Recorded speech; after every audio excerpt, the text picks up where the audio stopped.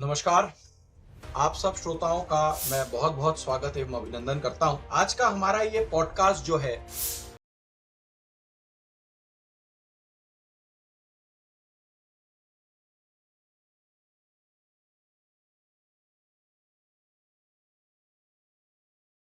का क्या प्रभाव है, कितने क्वैक्स आपने सरकार ने देखे, क्या इससे जनता का नुकसान हो।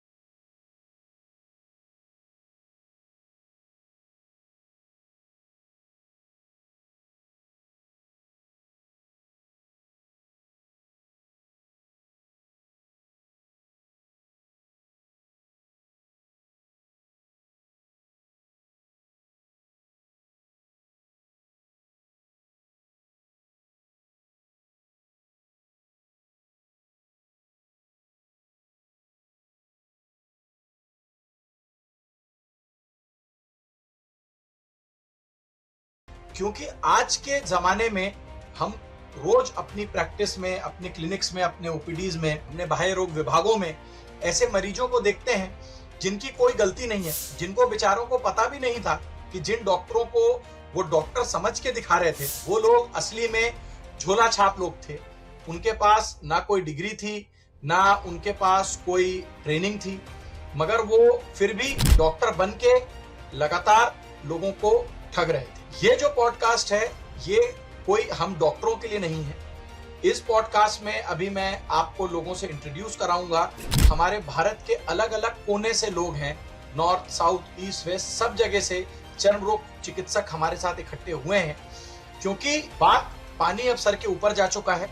अभी जब हमारे एक पार्लियामेंटेरियन ने, आदरणीय विवेक तंका साहब ने एक सवाल पूछा पार्लियामेंट में, राज्यसभा में, जो अपर हाउस माना जाता है, जहां माना जाता है कि सबसे ज्यादा पढ़े लिखे लोग जाते हैं, तो वहां पे उन्होंने सवाल पूछा कि चर्म रोग चिकित्सा में, डर्मेटोलॉजी में क्वैकरी का क्या प्रभाव है, कितने क्वैक्स आपने सरकार ने देखे, क्या इससे जनता का नुकसान हो रहा है। और हमारे मंत्री साहब ने जवाब ये दिया कि नेशनल मेडिकल कमीशन को एक भी कंप्लेंट आज तक क्वैकरी के खिलाफ नहीं मिली। तो मैं चालू करना चाहूंगा डॉक्टर दीपिका पांदी मैम के साथ। मैम, हमारे श्रोता ये जानना चाहते हैं कि ये एक बड़ा टेक्निकल टर्म होता है क्वैकरी, या एक आम टर्म होता है झोला छाप।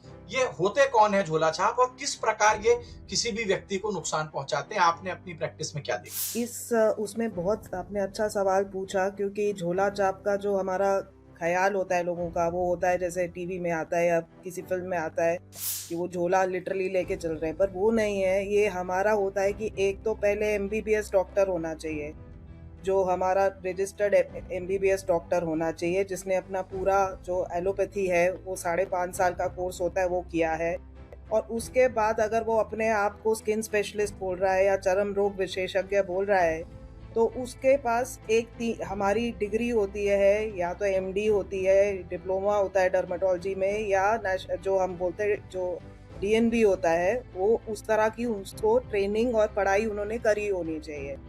अगर वो नहीं करी है और वो अपने आप को cosmetologist, trichologist, dermatologist, skin specialist बोल रहा है, तो वो इसके लिए उनको कोई ट्रेनिंग नहीं मिली है, उन्होंने कोई इसमें उन्होंने कुछ सीखा नहीं है इसमें, और वो आपको उसका इलाज कर रहे हैं, दवाई दे रहे हैं। उसका कितना नुकसान हो सकता है उसका अनुमान लगाना भी बहुत मुश्किल है। और हम आए दिन हर एक अपनी ओपीडी में इस तरह का नुकसान जिनको हुआ है उस तरह के मरीज देखते हैं। तो वो छोटी सी चीज़ हो सकती है, आपने बोला लेप्रेसी, ट्यूबरक्लोसिस, और सबसे ज़्यादा आजकल जो है दांत की बीमारी, वो इतनी बढ़ गई है इस गलत इलाज की वजह से। लोग जिसको हम स्टीरॉयड बोलते हैं, क्रीम, उसको बिना जाने, उनको ना बीमारी के बारे में पता है, वो ना डायग्नोज उसको कर सकते हैं, ना उनको उसकी सही दवाई पता है, कितनी देर देनी है, कितनी मात्रा में देनी है। तो उससे क्या हो रहा है कि वो दवाई उस बीमारी में असर करना बंद कर देती है, बिकॉज जब आपने गलत दवाई ली, गलत मात्रा में ली, गलत ड्यूरेशन के लिए ली, तो वो फिर असर नहीं करती है।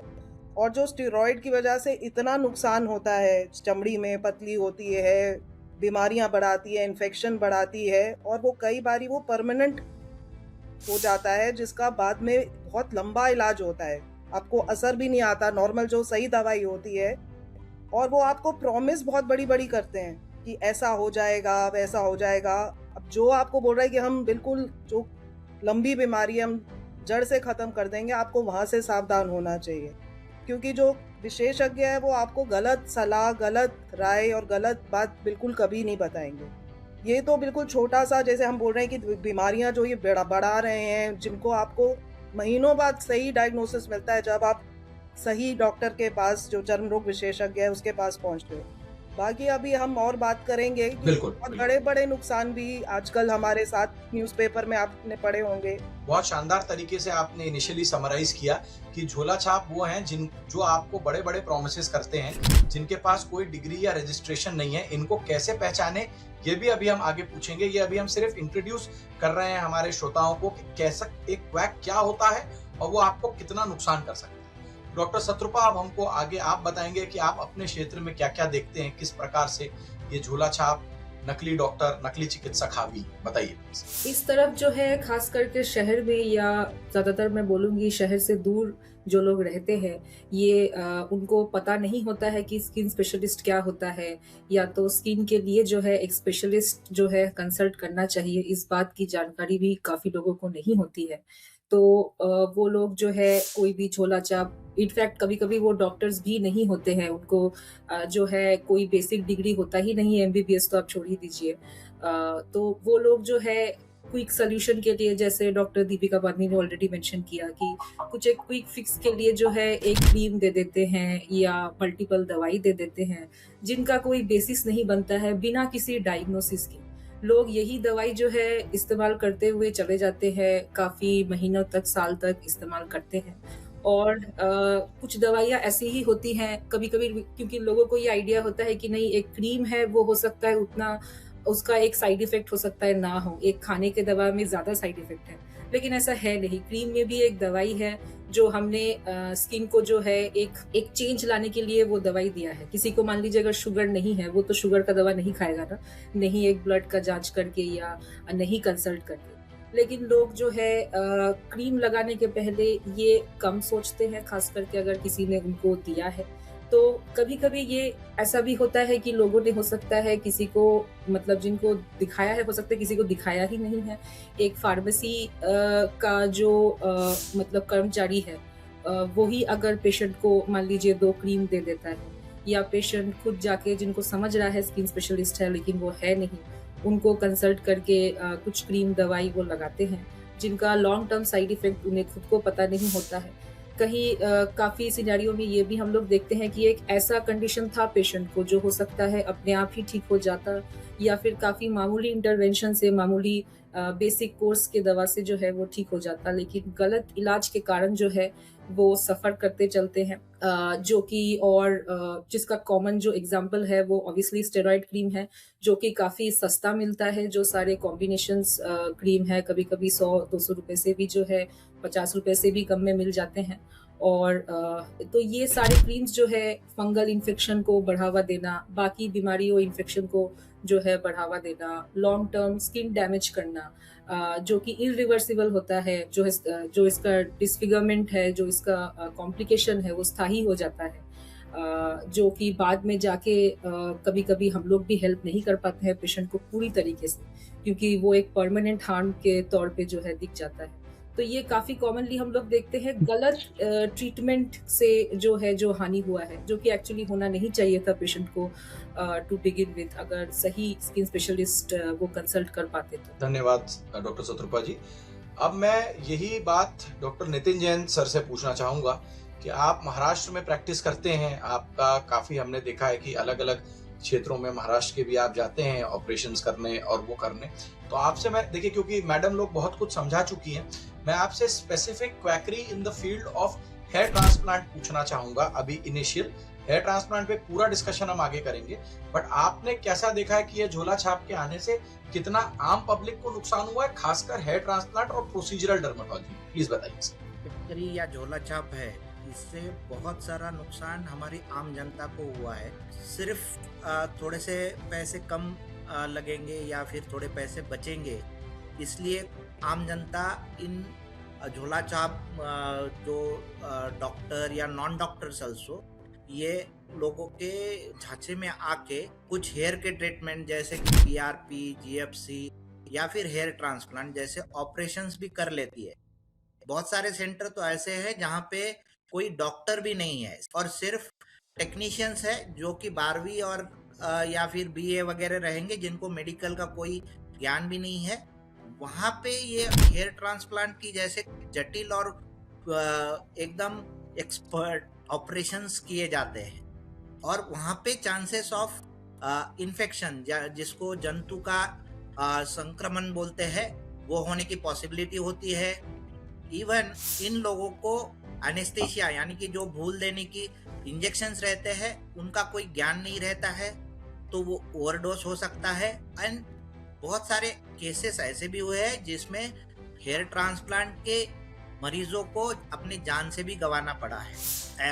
हर एक ऑथेंटिक जिनको प्रमाणित हेयर ट्रांसप्लांट सेंटर हम कह सकते हैं, जो कि एक स्किन स्पेशलिस्ट और एक प्लास्टिक सर्जन से चलाया जा रहा है, इसके पीछे 3 non dermatologist and plastic surgeon, मतलब जिनमें कोई डॉक्टर नहीं है या फिर डॉक्टर है तो जिसको लाइसेंस नहीं है ऑपरेशन का, या फिर कोई दूसरा डॉक्टर जो जिनको कोई सर्टिफिकेट नहीं है, सिर्फ पैसों के लिए हमारे आम जनता के साथ में ये कर रहे हैं। बहुत बहुत बढ़िया आपने जवाब दिया नितिन सर। अब मैं डॉक्टर वरुण त्यागी सर से पूछना चाहूंगा, जो कि दिल्ली में प्रैक्टिस करते हैं और बहुत सारा डॉक्टर वरुण त्यागी सर की प्रैक्टिस सेक्सुअली ट्रांसमिटेड डिजीजेस में भी है और सेक्सुअल हेल्थ पे भी वो काम करते हैं। और ओवरऑल उन्होंने ये मुहिम उठाई थी कुछ साल पहले कि क्वैकरी जो डर्मेटोलॉजी में है, अगेन डर्मेटोलॉजी में इतनी ज्यादा क्यों है ये आगे हम डिस्कस करेंगे। तो वरुण सर, आपका क्या कहना है कि कितनी गंभीर है ये समस्या और किस प्रकार से ये आपको देखने को मिली है आपकी प्रैक्टिस में? सभी लोगों को मेरा नमस्कार। और जैसा कि आप लोग काफी देर से बात कर रहे हैं कि क्वैकरी हम डर्मेटोलॉजी के अंदर बहुत ज्यादा देखते हैं, तो जब मैं प्रैक्टिस में नया नया आया था तो कुछ साल मैंने ऐसा देखा कि अक्सर लोग डर्मेटोलॉजी के अंदर क्वैकरी या आप कह लें कि जो झोला छाप डॉक्टर हैं वो बहुत कंफर्टेबल फील करते हैं, क्योंकि उन्हें ऐसा लगता है कि हम अगर इसमें कोई दवाई पेशेंट को देते हैं तो मोर्टेलिटी होने के यानी कि मृत्यु होने के चांस या कुछ गंभीर खतरा होने के चांस बहुत कम है, क्योंकि उन लोगों की नॉलेज बहुत लिमिटेड होती है और जितनी नॉलेज होती है आदमी उतना ही सोचता है। तो वो लोग उसी प्रकार से डर्मेटोलॉजी को एक सेफ हेवन समझते हैं।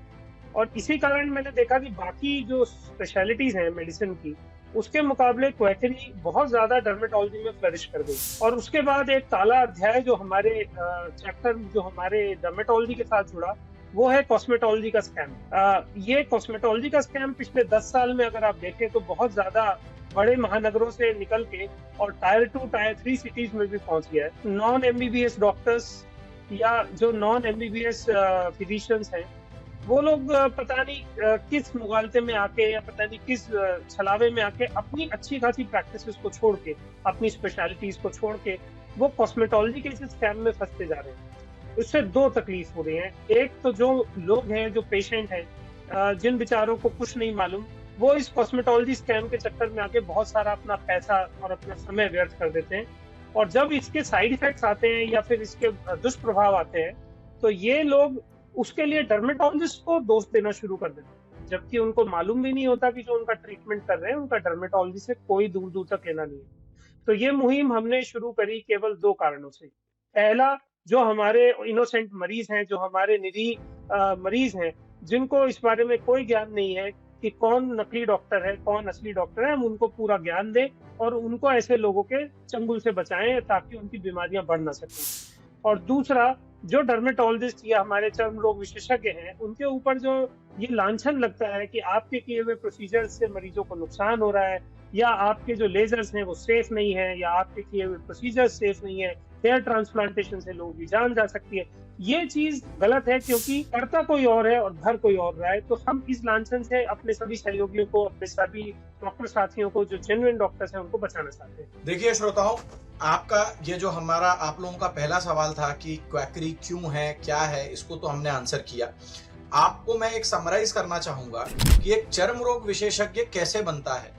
चर्म रोग विशेषज्ञ, जैसा कि अभी दीपिका मैम ने आपको बताया, 5.5 साल डिग्री करता है, जिसमें 4.5 साल की पढ़ाई, जिसमें मरीज देखना इंक्लूडेड है, फिर 1 साल की इंटर्नशिप होती है, फिर वो 2 साल का डिप्लोमा या 3 साल की डिग्री करता है, फिर उसके बाद वो डर्मेटोलॉजिस्ट बनने का सिर्फ उसको एक टैग मिलता है। उसके बाद और ट्रेनिंग 4 से 5 साल की आमतौर पे आदमी लेता है, कहीं एसआर होता है, कहीं फेलोशिप करता है, तब जाके वो आपको देखने योग्य बन जाता है। सबसे बड़ा भुलावा छलावा जो है, जिसके खिलाफ हमारी रजिता मैम सबसे ज्यादा लड़ती हैं और बोलती हैं, जो वरुण सर ने मेंशन किया, ये शब्द है कॉस्मेटोलॉजिस्ट। इस वर्ड से आपको बचना है। असली कॉस्मेटोलॉजिस्ट की आप डेफिनेशन अगर गूगल पे, चैट जीपीटी पे, जेमिनी पे देखेंगे तो मतलब सौंदर्यकरण करने वाला व्यक्ति, मतलब जो आपके नखून पे पेंट लगाता है या आपके बाल बनाता है या ब्यूटी पार्लर वाला काम करता है, वो कॉस्मेटोलॉजिस्ट होता है। डॉक्टर कॉस्मेटोलॉजिस्ट नहीं होता। जो डॉक्टर आपको ऐसा ट्रीटमेंट, ऐसा इलाज देगा जिससे एंटी एजिंग होगी, जिससे आपकी त्वचा बेहतर दिखेगी, बेसिकली तो वो डर्मेटोलॉजिस्ट ही है, मगर बोलने के लिए वो अपने आप को एस्थेटिक डर्मेटोलॉजिस्ट या प्रोसीजरल डर्मेटोलॉजिस्ट बोल सकता है। आपको ये समझना जरूरी है कि आप जिस भी डॉक्टर के पास जा रहे हैं, मैं अपने हर मरीज को बोलता हूं कि जाइए बाहर, मेरी डिग्री, मेरे रजिस्ट्रेशन सर्टिफिकेट चेक करके आइए, क्योंकि हर डॉक्टर के पास पहले डिग्री होना चाहिए। वो डिग्री एमबीबीएस और उसके बाद उनकी पोस्ट ग्रेजुएशन स्पेशलिस्ट की डिग्री उस स्टेट में, जिस प्रदेश में वो प्रैक्टिस कर रहा है, वहां के मेडिकल काउंसिल में रजिस्टर्ड होनी चाहिए। उसके बाद जिस क्लिनिक में वो डॉक्टर प्रैक्टिस कर रहा है, वो क्लिनिक वहां के डिस्ट्रिक्ट हेल्थ ऑफिसर या हमारे क्षेत्रों में उसको chief medical and health officer बोलते हैं, उसके पास उस क्लिनिक का ब्यौरा रजिस्टर होना चाहिए। तो पहले डॉक्टरी करने का एमबीबीएस का लाइसेंस, फिर पोस्ट ग्रेजुएशन का लाइसेंस, फिर क्लिनिक का लाइसेंस। सबसे ज्यादा प्रदेशों में ये क्लिनिक खोलना इतना आसान नहीं रहता। हमको पोल्यूशन कंट्रोल बोर्ड से, प्रदूषण बोर्ड से भी लाइसेंस लेना पड़ता है। हमको बहुत सारे लाइसेंस लेते, तब हम आपके लिए फायर सेफ्टी लाइसेंसेस लेने पड़ते हैं, तब हम आपके लिए एक सुरक्षित माहौल बना पाते हैं। जो लोग ये सोचते हैं कि चमड़ी क्या है, कुछ भी नहीं है, श्रोताओं को मैं बताना चाहूंगा, जैसा डॉक्टर शत्रुपा मैडम ने आपको बताया कि कुछ साइड इफेक्ट्स तो ऐसे हैं जैसे स्किन एट्रोपी, स्किन का ढीला पड़ जाना। कई मरीज जो सुन रहे हैं उनको मालूम होगा, गलत क्रीम लगा लिया आपने स्किन फोल्ड्स में, जांघों के पास, बाहों में, उसके बाद आपके ऐसे स्ट्रेच मार्क, स्ट्राई एट्रोपी हो गई। वो रिवर्स हम नहीं कर सकते क्योंकि आपने गलत लगा लिया। मुझे मेरे जीवन में पता चला जब अभी मैं एक कॉन्फ्रेंस में था रजिता मैम के साथ कि टॉपिकल कॉर्टिकोस्टेरॉइड लगाने से एक व्यक्ति कोमा में चला गया लगातार गलत यूज से। तो आप जो सोचते हो चमड़ी कुछ नहीं है, skin is the largest organ of the body. चमड़ी आपके शरीर का सबसे बड़ा अंग है। आप ये झोला छापों के चक्कर में पड़ के जो गलती करोगे वो इरिवर्सिबल रहेगी। और भारतवर्ष में जिस चीज के लिए कंज्यूमर कोर्ट ने सबसे बड़ा मुआवजा दिया है 6.5 करोड़ का, वो स्टीवन जॉनसन सिंड्रोम था, जो गलत दवाई लेने की वजह से हुआ था। पूरे शरीर, जैसे किसी जला हुआ मरीज रहता है, रिएक्शन होता है एक दवाई खाने से, जिससे पूरा शरीर second degree, third degree burn जैसा हो जाता है और उसमें कई मरीजों की मौत भी हो जाती है। ये स्टीवन जॉनसन सिंड्रोम डर्मेटोलॉजी के ही कॉम्प्लिकेशन से हुआ। तो कृपा कर अपने स्किन को, अपने चमड़ी को किसी भी गंवार के हाथ में ना दें, डॉक्टर के पास जाएं। आपको मैंने बताया कैसे आप क्वैक को सिंगल आउट कर सकते हैं, कैसे आप पहचान सकते हैं कि ये व्यक्ति एक झोला छाप है या एक क्वैक है। उसके बाद ही आप उस डॉक्टर को दिखाएं। अब मैं जो सवाल हमारे डॉक्टरों से पूछना चाहूंगा, इसका मैंने नाम दिया है झोला छापों की किस्से कहानियां। तो आपको हमने तो समझा दिया कि झोला छाप को आप कैसे ट्रेस करें। अब हम एक एक डॉक्टर से बोलेंगे कि एक एक दो एग्जाम्पल देके और इस बात को इलैबोरेट करें कि झोला छाप किस टाइप के नुकसान करते हैं, कैसा डैमेज झोला छाप कॉज करते हैं, और क्या उनके बोलने से, दीपिका मैडम ने बहुत अच्छी बात बोली कि जो 100% गारंटी, 200% गारंटी, 300% गारंटी दे रहा है, वो 110% एक झोला छाप है। आप लोग ने अभी देखा होगा, ये एक एग्जांपल पहला मैं दे रहा हूं, फिर एक एक करके सबसे पूछूंगा कि शहरों में बाल के ऊपर जो लोग गंजे हो रहे थे, बाल के ऊपर वो एक ऐसा एसिड जैसा कुछ लगा रहे थे कि बाल उग जाएंगे, और उससे 2 लोग 3 लोग अंधे हो गए। 2 इंजीनियर सबसे पढ़े लिखे लोग होते हैं, 2 इंजीनियरों की उत्तर प्रदेश में एक डेंटिस्ट, मतलब दांत ठीक करने वाला डॉक्टर, हेयर ट्रांसप्लांट कर रहा था डेंटिस्ट, और उस डेंटिस्ट के हेयर ट्रांसप्लांट करने की वजह से 2 इंजीनियर्स की मौत हो गई, क्योंकि उस इंजीनियर को भी ये समझ में नहीं आया कि ये जो डॉक्टर है ये दांत का डॉक्टर है, ना कि हेयर ट्रांसप्लांट स्किन का doctor. 2 engineers died after a hair transplant performed by this doctor. और अभी वो जो डेंटिस्ट थी, जब पिछली बार हमने चेक किया था तो वो जेल में थी, उनके ऊपर एफआईआर दर्ज हो गई थी। तो ये मैंने आपको 2 कहानियां बताई जो इतनी दर्दनाक, इतनी खतरनाक थी, लोगों के अंधे होने की, लोगों की जान जाने की। अब मैं एक एक करके सबसे फिर से पूछूंगा। तो अगेन लेडीज फर्स्ट, इस बार मैं डॉक्टर शत्रुपा मैडम के साथ स्टार्ट करूंगा। मैडम प्लीज बताइए झोला छापों को और कैसे हम चिन्हित करें, और आपके एक्सपीरियंस ऐसे बड़े खतरनाक वाले जो झोला छाप के कारण हुए। झोला छापों को चिन्हित करने का एक तो जो पहले दीपिका मैम और आपने ऑलरेडी बताया कि जो क्योर गारंटी करते हैं कि ये जो है 100% ठीक हो जाएगा, अगर नहीं ठीक होता है तो जो है आप पैसा वापस कर दीजिए। तो ये तो पूरा ही एक जो है एक सेल का जो है प्रमोशन है, ये तो ट्रीटमेंट नहीं है। ये आपका तो ये एक पहला जो है उनको पहचानने का उपाय है। दूसरा है झोला छाप जो होते हैं वो लोग, उनका जो मेन कमाई का जो सोर्स होता है वो जो है मोस्टली जो दवाई से, जो वो दवा देते हैं पेशेंट को, उनसे होता है। वो लोग जो है अपना विजिट काफ़ी कम रखते हैं, कभी कभी 50 रुपए या ना के बराबर रखते हैं, क्योंकि वो दिखाना चाहते हैं कि वो कितना जो है मरीजों को हेल्प कर रहे हैं और गरीबों की सहायता कर रहे हैं।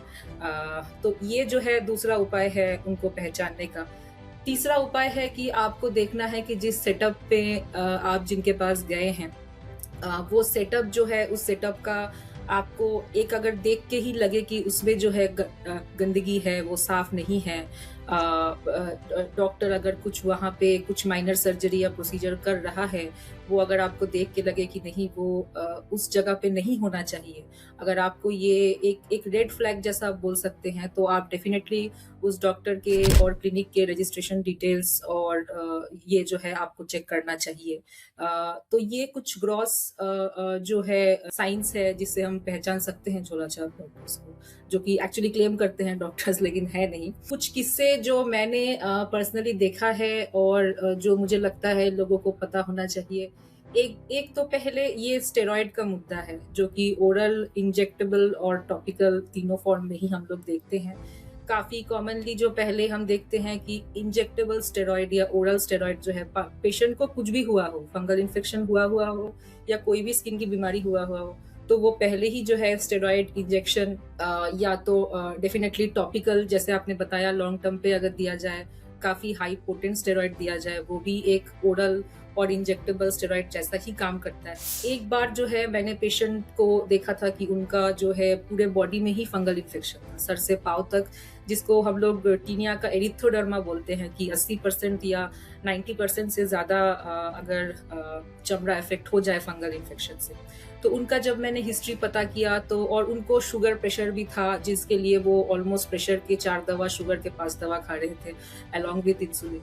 जब मैंने उनका हिस्ट्री पता किया तो पता चला कि उन्होंने जो है एक झोला छाप से 8 बार इंट्रामस्कुलर जो है स्टेरॉइड का इंजेक्शन लिया है। और स्टेरॉइड से जो दिक्कत हमें पता होता है कि जब पहले पेशेंट यूज़ करे तो उनका हल्का साइन सिम्टम्स कम हो जाते हैं, जो उनको दिक्कत होता है, जलन, खुजली, शुरुआत के तौर पे हल्के वो कम रहते हैं, तो पेशेंट्स को भी लगता है कि नहीं ये कम हो रहा है। साइड इफ़ेक्ट्स जो है समझते समझते उनको भी जो है, जब बाद में जाके डाउट होता है कि नहीं ये तो मेरा बढ़ता चला जा रहा है। तो ये एक जो है पहला किस्सा है। बाद में जाके ये सेम पेशेंट्स को ही जो aseptic fat necrosis of hip होता है, जो कि स्टेरॉइड का साइड इफ़ेक्ट है, वो भी जो है उनमें आया है। तो ये एक मेजर साइड इफ़ेक्ट मैंने नोट किया था स्टेरॉइड का। इसके अलावा डेफिनेटली आए दिन हम सब ओपीडी में ये फेस करते हैं, जो टॉपिकल स्टेरॉइड डिपेंडेंट फेशिज़ है, कि चमड़ी जो है पतली हो गई है, धूप से सेंसिटिव हो गई है। हमारे ब्राउन स्किन में कभी भी धूप में जाने से किसी को जलन हो रहा हो। Thank you so much. तो देखिए श्रोताओं, आपको जो मैडम ने बताया कि मुंह से खाने वाला स्टेरॉइड, इंजेक्शन मतलब सूजी लगाने वाला स्टेरॉइड, या आपकी चमड़ी पे लगने वाला स्टेरॉइड से भी बहुत नुकसान हो सकता है। तो बिना अपने डॉक्टर, डर्मेटोलॉजिस्ट को दिखाए कोई भी किस्म से स्टेरॉइड को ना लें, क्योंकि स्टेरॉइड आपकी प्रतिरोधक क्षमता को, इम्यूनिटी को कम करता है।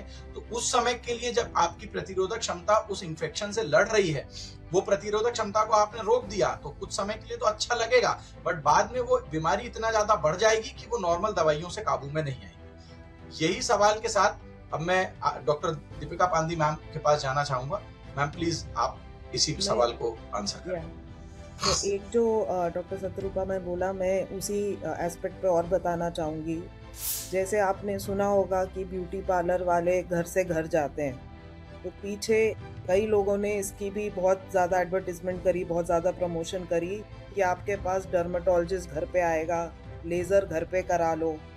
मतलब आप खुद सोचो कि एक इन अ वे सर्जरी है, जस्ट बिकॉज चमड़ी पे है, आप अपने घर पे कराने को तैयार हो। ये तो बिल्कुल सोचने की बात है कि कौन डॉक्टर घर से घर जाएगा। तो घर में अगर कुछ, जैसे हर एक इसका हम बोलते हैं ये सर्जरी है, इसके बारे में हम आई थिंक बाद में और बात करेंगे, और उसके लिए क्या ज़रूरी है, प्रॉपर एक ओटी चाहिए, प्रॉपर हर एक चीज़ का अगर रिएक्शन हो उसके लिए एक इमरजेंसी सेटअप चाहिए।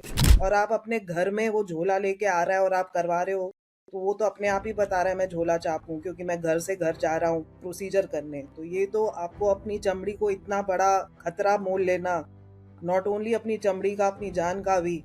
घर में लोग आईवी ड्रिप लगा लेते हैं, बोटॉक्स लगा लेते हैं, बोटॉक्स पार्टीज होती हैं, मतलब। तो ये सब सोचना चाहिए, इन सब के एडवर्स इफेक्ट होते हैं। बल्कि इतना है कि एकदम जैसे कि खाना नहीं खाया जाए, जैसे हम बोलते हैं कि डिफिकल्टी इन स्वॉलोइंग हो जाए, आपका ये वाला जो आईलिड है वो नीचे गिर जाए, मतलब इतना बहुत कुछ कॉम्प्लिकेशन हर एक प्रोसीजर का हो सकता है। और आप इतना बड़ा रिस्क अपने आप से ले रहे हैं घर की कन्वीनियंस के लिए, आप सोचो, वहीं पे एक सोचने की बात है।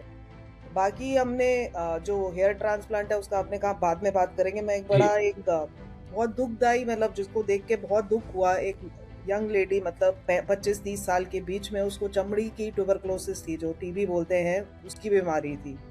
और किसी झोले चाप डॉक्टर ने उसके हर जगह से वो टीबी के, जो फैली हुई टीबी थी, तो उसको टीबी का तो पता नहीं चला, उसने सब जगह उसकी सर्जरी करके निकाल दिया। और उसकी वजह से हर जगह इतनी सूजन आ गई, मतलब। और आप सोचो कि घाव बन गए उस जगह पे, तो कितना बड़ा नुकसान होता है कि जो एक टीबी की दवाई से एकदम ठीक हो सकता था, एक तो 2-3 साल उसका इलाज नहीं हुआ, उसके शरीर में भी फैली टीबी और उसने और लोगों को भी फैलाया। तो कितना बड़ा नुकसान होता है। सिर्फ चमड़ी है उसका नहीं, और उसके बाद आप सोचो जो हालत उस लड़की की थी, जिसके पूरे शरीर में घाव ही घाव कर दिए। बहुत ऐसा शानदार मरीज एग्जाम्पल। जब हम देखते हैं हमें बहुत ज्यादा दुख होता है। इतने आपके पास सरकारी में, मतलब अगर नहीं भी पैसा खर्चना, सरकारी अस्पताल है, हर जगह वहाँ पे मतलब चर्म विभाग होता है, आप वहाँ जाके दिखाइए, वहाँ दवाई भी मुफ्त मिलती है और टीबी की दवाई तो मुफ्त मिलती है। और उस सिनेरियो में आप देखो इस तरह से उस बंदे को पैसे भी दिए इसने और अपना इतना नुकसान भी करवाया। बहुत शानदार ma'am, thank you so much. Doctor Varun Tyagi sir, अगला आपकी बारी है, प्लीज बताइए। डॉक्टर अमरिंदर, जैसे कि अब काफी टाइम बदल चुका है और चीजें काफी एडवांस हो गई है, तो झोला छाप भी काफी एडवांस हो गए हैं। तो शुरू में जैसे हमने बात करी कि हम क्लिनिक में जाके देखें, हाइजीनिक नहीं लग रहा, साफ सुथरा नहीं है, या फिर हमें कुछ ऐसा लेक्यूना दिखता है, तो दिल्ली जैसी जगह में मैंने देखा है कि बहुत सारे लोग इतने शानदार क्लिनिक बना के बैठे हैं, है वो झोला छाप, लेकिन उन्होंने इतनी बढ़िया डेकोरेशन और कोटिंग करी है कि आप असली क्लिनिक उनके आगे कई बार फेल लगते हैं। तो डेफिनेटली उन लोगों ने कुछ डिग्रीज अपनी लोगों से किराए पे ले रखी हैं, या कुछ ऐसे लोगों की डिग्री लगा रखी है जो शायद उनके क्लिनिक में कभी विजिट नहीं करते हैं। और यहाँ पे बहुत ज्यादा दिक्कत आती है ये आइडेंटिफाई करने में, क्योंकि पेशेंट बैठ के हमेशा आइडेंटिटी चेक नहीं कर सकता, फोटो चेक नहीं कर सकता। अगर उसने बाहर डॉक्टर की नेम प्लेट देखी और अंदर किसी ने ट्रीटमेंट लिखा तो बहुत मुश्किल हो जाता है पेशेंट के लिए ये कंफर्म करना। तो एक तो यहाँ पे रोल आ जाता है एडमिनिस्ट्रेशन का। दूसरा हमारे एक्सपीरियंसेस की बात है, जहाँ मैम ने, डॉक्टर दीपिका पांडी मैम ने एक बहुत दुखद एक्सपीरियंस बताया। मैं भी आपके साथ एक्सपीरियंस शेयर करता हूँ। मैं पीजी कर रहा था, 3rd year, I was in Agra, Sarojini Naidu medical college. That there was a child, वो छोटा बच्चा था 10-12 साल का, पैम्फिलस वल्गैरिस का बच्चा था। उसकी पल्स हम लोग लगा रहे थे, 4-5 पल्स हो चुकी थी, पर किसी झोला छाप ने उसके फादर को समझाया कि आपके बच्चे का इलाज मैं कर दूंगा, आप मेरे पास ले आओ, मैं 10 इंजेक्शन लगाऊंगा और वो बिल्कुल ठीक हो जाएगा। Probably he gave him some steroid injections. कुछ समय के लिए वो बच्चा ठीक भी रहा, लेकिन उसके बाद जब उस बच्चे की हालत खराब होनी शुरू हुई तो झोला छाप ने हाथ खड़े कर लिए। वो बच्चा और उसका फादर हमारे पास वापस आया। और आगरा के आसपास का रीजन बहुत गरीब लोगों का रीजन है। अब से मैं लगभग 15 साल पुरानी बात कर रहा हूँ। वो बच्चा तड़प तड़प के हमारे सामने हमारे वार्ड में मरा, क्योंकि फिर हमने दोबारा काफी कोशिश करी, पल्स थेरेपी भी की, लेकिन वो बच नहीं पाया। और मेरी बहुत इच्छा थी कि मैं उस झोला छाप को फांसी की सजा किसी तरह अगर संभव हो इस देश के कानून में तो दिलवाऊं, क्योंकि वो उसने उस बच्चे की हत्या करी। वो बच्चा ठीक हो रहा था, सब कुछ सही था, उसने केवल अपने कुछ लालच में, कुछ पैसों के लालच में ये काम किया। तो उसी दिन मैंने सोचा था कि हाँ, एक ना एक दिन हम लोग झोला छाप डॉक्टर्स के खिलाफ और ऐसे जो ये लोग हैं जो कि लोगों की हत्या करते हैं, मरीजों की, जो हमारे गरीब इनोसेंट मरीज हैं उनकी हत्या करते हैं, उनके खिलाफ हम लोग काम करेंगे। और तो इस तरीके की चीजें हमें रोज अक्सर देखने को मिलती हैं। मैं मरीजों को रिक्वेस्ट करता हूं और इस पोर्टल के माध्यम से भी मैं लोगों से आग्रह करता हूं कि आप जब भी कहीं पे इलाज के लिए जाएं तो आप अपने डॉक्टर साहब के पर्चे पे उनकी डिग्री और उनका रजिस्ट्रेशन नंबर जरूर देखें। और अगर आपको 1% भी ये डाउट है या मन में कोई वहम है कि ये डॉक्टर वो नहीं है जो मेरा इलाज कर रहे हैं, तो आप उनसे पूछ लें, क्योंकि जो डॉक्टर असली में इलाज कर रहा होगा वो कभी इस चीज का बुरा नहीं मानेगा। ऐसा मेरा पर्सनली बिलीफ है, मानना है। Thank you so much sir. Nitin Jain sir, आप अपना एक्सपीरियंस बताएं। इसके लिए मैं बहुत ही इंटरेस्टिंग कहानी सुनाता हूँ।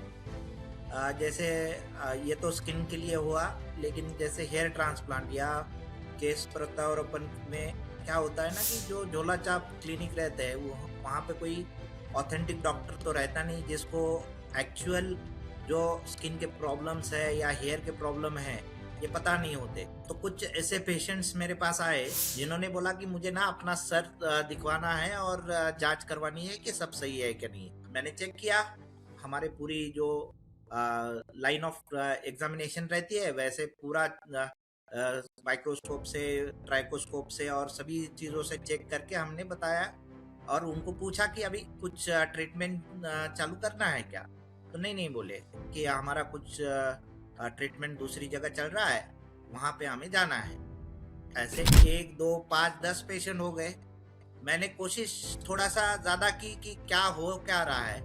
तो 2-3 पेशेंट ने बताया मुझे कि ये 2 क्लिनिक है, उन्होंने बोला है कि वो वहाँ पे डॉक्टर नितिन जैन है, वो अच्छे वाले हेयर के डॉक्टर है, उनको जाके पूछो कि कोई सर में बीमारी तो नहीं। तो मैंने पूछा कि क्या हुआ वहाँ पे, अगर वो क्लिनिक में अगर है वो क्यों मुझे मेरे पास भेज रहे हैं। तो वो बोले कि हमें वहाँ पे हेयर ट्रांसप्लांट करवाना है और वहाँ तो कोई हेयर डॉक्टर ही नहीं है। तो तब जाके मुझे शौक लगा कि लोगों को ये पता है कि वहां पे कोई डॉक्टर नहीं है, वो खुद बोल रहे हैं कि जाके किसी और से चेक करवाओ, और फिर भी वो रेडी हो गए हैं उनका सर देने के लिए उनके पास।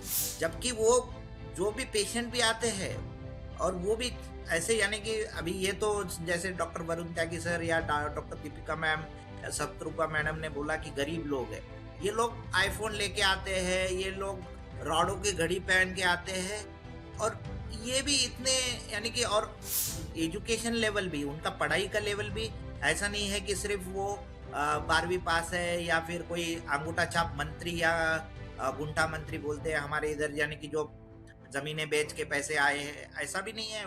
इनमें से बहुत सारे लोग इंजीनियर्स या आईटी सेक्टर में, सॉफ्टवेयर सेक्टर में पढ़ाई करते हैं, वो भी है। वो लोग आके हमारे पास में बोलते हैं कि हमें वहां पे, जहाँ पे कोई डॉक्टर नहीं है, वहां पे ऑपरेशन कराना है, आप सिर्फ देख लो कि मेरा सर ठीक है कि नहीं है। ये भी होता है। तो ये एक चीज हो गई जहाँ पे डायरेक्टली बताया जाता है कि हमारे पास डॉक्टर नहीं है, वो एक है। दूसरी बात, ये जो नॉन ऑथेंटिक डॉक्टर है वो आपको कभी कभी हमारे मेट्रो सिटीज में प्रिस्क्रिप्शन देना नहीं चाहते हैं, ताकि उनका स्टैम्प या उनकी डिग्रियां ना दिखे। दे डोंट राइट इट, बिल्कुल ही प्रिस्क्रिप्शन नहीं देते। वो सिर्फ बोलते हैं कि ये 3-4 अपने अपने यहाँ से निकाल के ये 4 गोलियां आपको खानी है, ऑपरेशन के बाद में सिर्फ ये 4 गोली लगेगा। तो ऐसे डॉक्टरों को, या फिर जो सेंटर्स में डॉक्टर का नाम भी नहीं पता चले और उनकी डिग्री भी ना पता चले। अब मैं अपने श्रोताओं को बताना चाहूंगा कि बहुत सारे आप लोगों के सवाल हैं जिनका जवाब देने के लिए हमारे पास समय कम बचा है, तो अब हम इस पॉडकास्ट को थोड़ा तेजी से चलाएंगे। मैं बहुत स्पीड में अपना एक लास्ट एक्सपीरियंस शेयर करता हूं, फिर आप श्रोताओं के ऊपर एक जिम्मेवारी डालता हूं और फिर अपने अगले सेक्शन में जाता हूं। जैसा आपको सारे हमारे सीनियर डॉक्टर्स ने बताया, तो मेरी ये एंटी क्वैकरी की लड़ाई ऐसे चालू हुई। आप मेरे फेसबुक आईडी पे जाएंगे तो भी इसका आपको जिक्र दिखेगा कि मेरी एक पेशेंट थी विटिलिगो की। विटिलिगो आप जानते हैं सफेद दाग वाली बीमारी होती है। ये एक मरीज से दूसरे मरीज को लगने वाली बीमारी नहीं है, बट हमारे भारतवर्ष में खासकर जब किसी लड़की को, किसी महिला को ये बीमारी हो जाए तो उसके सबसे बड़े दुश्मन उसके रिश्तेदार बन जाते हैं, कई बार उसके माँ बाप भी बन जाते हैं। तो ये जो सफेद दाग वाली बीमारी, विटिलिगो की बीमारी है, इसका बिल्कुल इलाज डर्मेटोलॉजी में संभव है। हम लोग ऐसे एक मरीज को इलाज दे रहे थे, उनके जो सफेद स्पॉट्स थे वो स्टेबल हो गए थे और नहीं फैल रहे थे और कुछ कम भी होना चालू हो गए थे। अलग अलग तरीके से आजकल लेजर्स के माध्यम से भी, कई पीआरपी के माध्यम से इलाज चल रहा था। फिर वो लड़की ने आना बंद कर दिया। उसके बाद मैं एक ऐसी जगह प्रैक्टिस करता हूँ जहाँ अस्पताल भी वही है। तो एक दिन दिवाली का समय था, कोई और डॉक्टर नहीं थे, तो किसी ने बताया कि भाई एक इमरजेंसी आई है कैजुअलिटी में। मेरे को सर्जरी में भी ट्रेनिंग है, तो मैं वो इमरजेंसी अटेंड करने गया। मैंने उसी बच्ची को देखा, उसने अपनी नस काट ली थी सुसाइड करने की। तो मैंने पूछा कि भाई ये क्या हो गया, ये मेरी मरीज थी, 1 साल से नहीं, 1 साल पहले दिखाया था। तो हिस्ट्री ये थी कि वो मेरे को छोड़ के एक होम्योपैथी मिरेकल डॉक्टर के पास गई। होम्योपैथी डॉक्टर के पास होम्योपैथी की डिग्री थी कि नहीं थी नहीं मुझे मालूम, मगर वो होम्योपैथी का डॉक्टर या आयुर्वेद का डॉक्टर अगर एलोपैथी की दवाई, मतलब मॉडर्न मेडिसिन की दवाई लिख रहा है, तो ये पूरा का पूरा झोला छाप डॉक्टर की कैटेगरी में आता है। तो उसने मेरी दवाइयां बंद करवा दी, अपनी कुछ मिक्स एलोपैथी होम्योपैथी की दवाई दी, जिससे वो जो सफेद दाग वाली बीमारी थी पूरे शरीर में फैल गई, बहुत सारे सफेद दाग बन गए। और उसके मंगेतर ने उस लड़की को छोड़ दिया, जिससे हताश होकर वो लड़की ने सुसाइड अटेम्प्ट किया। महाकाल बाबा की असीम कृपा था कि हम उस लड़की को बचा भी पाए, बाद में इलाज भी कर पाए, साइकाइट्रिस्ट ने काउंसलिंग भी करी और ऐसे लड़के को उस लड़की ने छोड़ दिया। बट जैसा कि वरुण सर ने बताया, मैंने उस दिन दृढ़ संकल्प लिया कि ऐसे झोला छापों को, जो लोगों की मौत के जिम्मेदार बनते हैं, हमारी सरकार को कड़ी से कड़ी सजा देनी चाहिए। और अब मैं आप पे जिम्मेवारी डाल रहा हूं। मैं अपने हर प्रिस्क्रिप्शन पे, देखिए नितिन सर ने कितनी अच्छी बात बताई, सारे क्वालिफाइड डॉक्टर आपको प्रिस्क्रिप्शन देंगे जिसमें आपका डायग्नोसिस रहेगा, मतलब आपको बीमारी क्या है। हम लोग इंप्रेशन बोलते हैं क्योंकि फाइनल डायग्नोसिस हिस्टोपैथोलॉजी के बाद बनता है, तो इंप्रेशन, प्रोविजनल डायग्नोसिस, मतलब बीमारी का किसी न किसी प्रकार से नाम लिखा रहेगा। फिर दवाई की पूरी एक सूची रहेगी। यदि आपको प्रिस्क्रिप्शन नहीं मिल रही है तो वो व्यक्ति झोला छाप है। यदि आप किसी नकली झोला छाप को पकड़े तो तुरंत अपने कलेक्टर और सीएमएचओ को कंप्लेंट करें, अपने chief medical and health officer को, अपने डिस्ट्रिक्ट के डॉक्टर को, सरकारी डॉक्टर को तुरंत इसकी कंप्लेंट करें। हमारे आईडैक की आप हेल्पलाइन में या आईडीवीएल की हेल्पलाइन में भी कंप्लेंट कर सकते हैं, उसके डिटेल्स हम आपको दे देंगे। बट सबसे जरूरी, हमारी कंप्लेंट तो चलेगी, सबसे जरूरी है लोकल लेवल पे आपकी कंप्लेंट करना। सरकार को जगाना बहुत ज्यादा जरूरी है। क्यों सरकार को जगाना जरूरी है, क्या हो रहा है इन झोला छापों की वजह से, वो हमारा अगला सेक्शन है। तो देखिए, अगले कई 3-4 सेक्शंस को मैंने एक कर दिया क्योंकि समय की हमारे पास कमी है। तो आप श्रोताओं को मैं बताना चाहूंगा कि हम में से कई लोग अमेरिका गए हैं घूमने दौरे के लिए, इस पैनल पे तो कई लोग कई बार गए हैं। तो वहां पे एक जगह थी एलिस आइलैंड। एलिस आइलैंड एक जगह है न्यूयॉर्क के पास, जहां पे पहले इमिग्रेंट्स, मतलब जो लोग अमेरिका में घुसने जाते थे, उनको वहां रखा जाता था, उनको निवस्त्र करके नहलाया जाता था, क्योंकि माना जाता था कि वो कुछ ना कुछ संक्रामक बीमारी अपने शरीर में लेके आ रहे होंगे, और उसके बाद उनको अमेरिका में घुसने देते थे। तो अभी भारतवर्ष का जो समय चल रहा है, यदि हमारी सरकार नहीं जागी, नहीं चेती, और यदि ये झोला छाप लोगों के खिलाफ एक्शन नहीं लिया, तो वो दिन दूर नहीं कि हर इंडियन को क्वारंटीन या एक्टिव सर्वेलेंस में रखा जाएगा कुछ दिन के लिए, कि पहले आपके अंदर कोई संक्रामक बीमारी तो नहीं है, तब आप देश में घुसिए। अब आप बोलोगे यार आप ऐसी बात कर रहे हो देश के बारे में, मैं बताता हूँ मैं ऐसी बात क्यों कर रहा हूँ। जब मैं एमबीबीएस कर रहा था तो हमारे कॉलेज में स्विट्जरलैंड से कुछ मेडिकल स्टूडेंट्स आए, हम बड़े खुश हुए कि भाई विदेश से लोग आए, हमने बड़ा प्राउड फील किया। फिर दूसरे दिन पता चला कि उनके देश में ना ट्यूबरकुलोसिस, ना टीबी बचा है, ना कुष्ठ रोग बचा है, ना लेप्रेसी बची। मतलब लेप्रेसी भी नहीं है, टीबी भी नहीं है। वो देखने आए थे कि टीबी का, कुष्ठ रोग का, टीबी का, लेप्रेसी का मरीज कैसा दिखता है, किस प्रकार का होता है। तो सोचिए कितनी शर्म की बात है। और मैंने एमबीबीएस में दाखिला लिया था सन 2003 में, तो 2003 के पहले ही वो लोग अपने देशों में ये संक्रामक बीमारियों को खत्म कर चुके थे। तो अब मेरा सवाल ये है कि सरकार तो कुछ कर नहीं रही है। हमारे अलग अलग जो डॉक्टर्स हैं उनके एक्सपीरियंस में मैंने ये तीनों क्वेश्चंस को कंबाइन कर दिया कि जो संक्रामक बीमारियां हैं, लेप्रेसी जिसमें सबसे ज्यादा घातक है, खतरनाक है, डर्मेटोफाइटोसिस है मतलब फंगल इन्फेक्शन है, ये किस तरह से फैल रही है, ये झोला छाप इसको किस तरह से फैला रहे हैं, और क्या आपके अंदर के जब लक्षण दिखें तो तुरंत किसी डर्मेटोलॉजिस्ट को दिखाएं, किसी झोला छाप के पास ना जाएं। अगेन मैं इस बार चालू करना चाहूंगा दीपिका मैम के साथ। Deepika ma'am, over to you, please बताइए। जो आपने कुष्ठ रोग या लेप्रेसी की बात करी, अभी वैसे तो सपोजिटली हमने जिसे बोलता है उसको बहुत कम मात्रा में कर दिया है, ये हमारी सरकार ने अनाउंसमेंट करी थी, पर अभी फिर से बढ़ रही है। और वो किस कारण से बढ़ रही है, और बहुत ज्यादा बढ़ रही है। अभी हमने मैं स्टेट का नाम नहीं लूंगी, एक कॉलेज में 500 मरीज एक साल में, आप सोचो एक साल में 500 मरीज हर ओपीडी में कहते थे। और वहां पे क्योंकि वो लोग लेट आते हैं तो लेप्रेसी में क्या होता है कि वो जो मात्रा है बीमारी का वो बहुत ज्यादा बढ़ जाता है, और कीटाणु फिर शरीर में बहुत ज्यादा हो जाते हैं, तो वो बहुत तेजी से फिर वो आसपास के लोगों में फैलते हैं। वही अगर हम जल्दी उसका इलाज करें, मतलब अगर सही आप जैसे चर्म रोग विशेषज्ञ है उसके पास जाओगे तो जल्दी आपको सही डायग्नोसिस मिलेगा, सही बीमारी पकड़ी जाएगी। और आपके लिए भी बहुत अच्छा है कि जब कम मात्रा में एक आध जगह ही होगा तो जल्दी इलाज में असर नजर आएगा। जब वो पूरे शरीर में फैल जाता है तो उसको ज्यादा लंबी दवाई करनी पड़ती है और ज्यादा नुकसान शरीर में होता है, और आप आसपास भी लोगों को फैलाते हो।